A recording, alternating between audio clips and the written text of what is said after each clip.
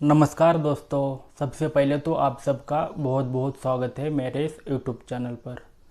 आज हम देखने वाले हैं एक प्रोजेक्ट जिसका नाम है एक्सपेंस मैनेजमेंट सिस्टम। ये प्रोजेक्ट मैंने बनाया है C#.NET में और SQL सर्वर में। यह एक विंडोज़ एप्लीकेशन है। आप चाहे तो इस प्रोजेक्ट को आपके लैपटॉप या फिर कंप्यूटर में भी इंस्टॉल कर सकते हैं।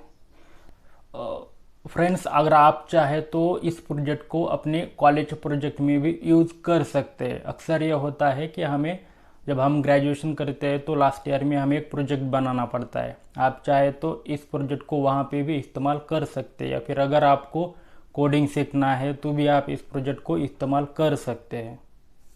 सबसे पहले हम देख लेते हैं कि आखिर प्रोजेक्ट है कैसा। तो ये है आइकॉन दोस्तों, चलिए इसे एक बार ओपन करते हैं।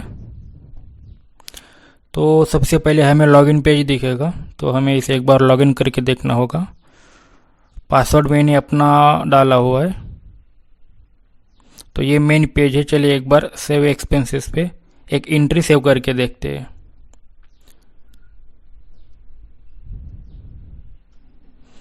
आप कोई भी एंट्री कर सकते हैं। यहाँ पे हमें एक्सपेंसेस का नाम डालना है, एक्सपेंसेस अमाउंट, कैटेगरी आप इनमें से कोई भी सिलेक्ट कर सकते हैं, या फिर और भी ज़्यादा कैटेगरी हम ऐड कर सकते हैं। इसमें डेट लगाना है, कोई भी डेट आप मेंशन कर सकते हैं, और डिस्क्रिप्शन लगाना है। अगर आप डिस्क्रिप्शन ना लगाए तो भी कोई इशू नहीं है, क्योंकि ये कंपलसरी नहीं है।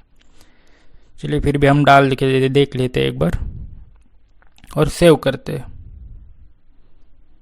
तो चलिए ये एंट्री सेव हो चुकी है। चलिए अब एक बार हम क्या करते हैं, इसी को एक बार शो करके देखते हैं। तो ये देखिए एकदम लास्ट में जो एंट्री दिख रही है, just for mobile recharge last 239, तो ये एंट्री हमने अभी जस्ट सेव की थी।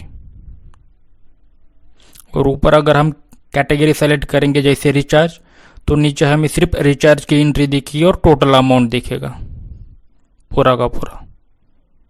चलिए अब एक बार रिपोर्ट में जाके देखते हैं। रिपोर्ट में हमें क्या दिखेगा, जैसे कि मिनिमम अमाउंट कितना है हमारा एक्सपेंसेस, मैक्सिमम कितना है, टोटल एवरेज कितना है, और टोटल एक्सपेंसेस, और साथ में कैटेगरी भी दिखेगा। जैसे कि टोटल हमारे कितने एक्सपेंसेस हुए, एक्सपेंसेस कैट। तो हम जाते हैं अब एडमिन पेज पे। एडमिन पेज पे जाने के लिए एक बार लॉगिन पेज पे जाकर टैब प्रेस कीजिए और लॉगिन कर लीजिए। ये है यूज़र्स, जहाँ पे हम मतलब कोई भी एडमिन यहाँ पे यूज़र ऐड कर सकता है। तो हम एक बार यूज़र ऐड करके देख लेते हो कोई भी। फिलहाल हमारे पास 2 यूज़र नेम अवेलेबल है, और ये जो एंट्री है ये सिर्फ एडमिन ही कर सकता है और कोई नहीं कर सकता, क्योंकि हमने सिर्फ एडमिन को ये राइट्स दिए यूज़र क्रिएट करने के। तो चलिए एक बार यूज़र क्रिएट करके देख लेते हैं।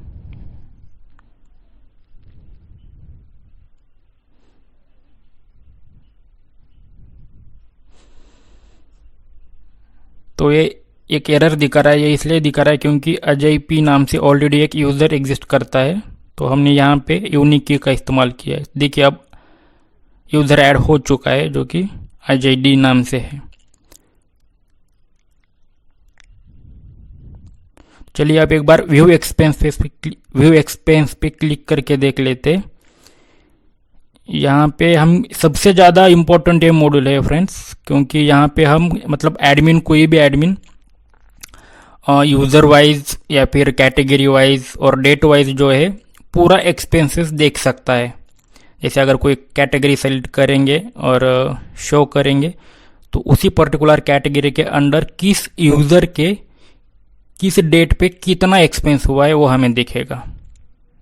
तो ये सबसे ज़्यादा इम्पोर्टेंट मॉड्यूल ये होने वाला है इस प्रोजेक्ट का। जैसे अगर हम यहाँ पे कोई डेट डालेंगे तो हमें डेट वाइज भी दिखाई देगा। जैसे हम सेलेक्ट करते हैं, जैसे कि अब हमने जुलाई सेलेक्ट किया और शो करते हैं। देखिए अब जुलाई और आगे के जो भी डेट डाला है हमने उसका पूरा डेटा हमें दिखाई देगा, और साथ में टोटल अमाउंट भी दिखाई देगा।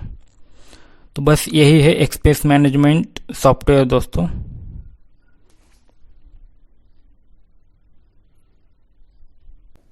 तो फ्रेंड्स, ये था एक्सपेंस मैनेजमेंट सिस्टम सॉफ्टवेयर। और जैसे मैंने कहा कि अगर आप इस प्रोजेक्ट को अपने लैपटॉप या फिर कंप्यूटर पे डालना चाहते हैं तो भी वहाँ पे इंस्टॉल कर सकते हैं। अगर वहाँ पे इंस्टॉल करते वक्त आपको कुछ भी प्रॉब्लम आया तो आप मुझे इस मोबाइल नंबर पर, जो कि मैं व्हाट्सएप पर अवेलेबल हूँ, तो आप मुझे इस पर व्हाट्सएप कर सकते हैं। मैं वहाँ पर आपको गाइड कर दूँगा।